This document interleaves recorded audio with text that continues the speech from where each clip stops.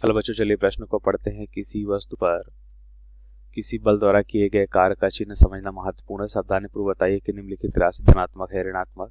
किसी खुरदरे क्षैतिज तल पर एक समान वेग से गतिमान किसी वस्तु पर लगाए गए बल द्वारा किया गया कार्य बताना है हमें। तो इस प्रश्न को समझने के लिए सबसे पहले हम प्रश्न की मुख्य अवधारणा को समझेंगे। मुख्य अवधारणा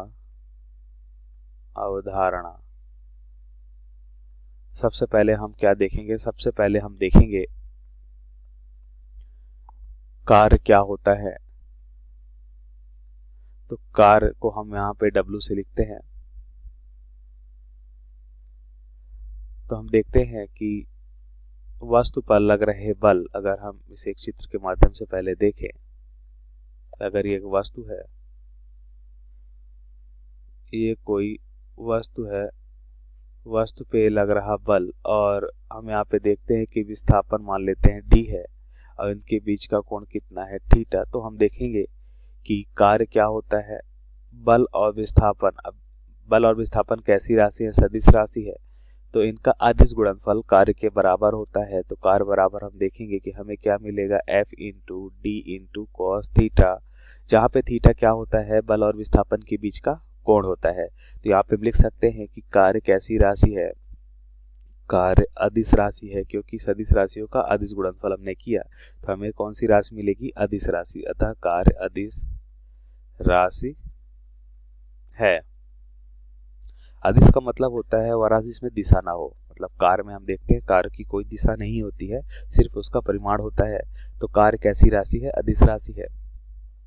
अब उत्तर को समझे तो हम देखते हैं कि हमसे प्रश्न में क्या बोला गया है।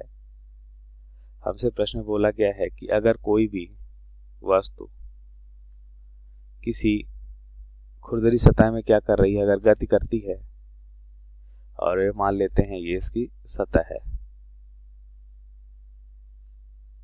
ये खुरदरी सतह में वस्तु गति कर रही है, तो हमें मालूम है कि इसका वेग एक समान बना रहे। तो क्षैतिज तल पर एक समान वेग से गतिमान किसी वस्तु पर लगाए गए बल द्वारा किया गया कार्य हमें बताना है। तो ध्यान से देखिए, हम अगर देखें कि अगर ये भी वेग से गति कर रहा है, अब हम देखते हैं कि अगर इस पे घर्षण बल है तो विपरीत दिशा में घर्षण बल कार्य करेगा, क्योंकि ये तल कैसा है, खुरदुरा तल है। तो खुरदुरा तल के कारण हम देखते हैं कि क्या होगा, वस्तु पे घर्षण बल कार्य करेगा जो गति की विपरीत दिशा में होगा, मतलब उसके गति का विरोध करेगा। तो घर्षण बल हमेशा विपरीत दिशा में होगा, तो इसका वेग कम होगा। लेकिन हम क्या चाहते हैं? वेग एक समान चाहते हैं। अगर वेग एक समान चाहते हैं तो क्या हम कह सकते हैं कि जितना घर्षण बल आ रहा है उतना ही अगर हम आरोपित बल कर दें। यहाँ पे लिखते हैं ये कौन सा बल है, हमारा घर्षण बल है, और ये कौन सा बल है? आरोपित बल है। मतलब हमारे द्वारा लगाया गया बल क्या हो? आरोपित बल।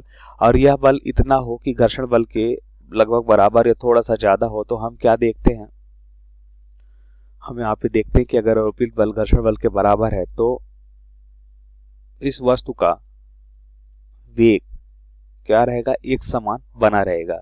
तो वस्तु का वेग एक समान बनाए रखने के लिए हम क्या देखते हैं कि वस्तु पे अगर कुल बल अगर हम शून्य देखें तो हम कह सकते हैं कि इस पे अगर कोई बल कार्य नहीं कर रहा है, तो इसका मतलब जो वस्तु का वेग है वही बना रहेगा।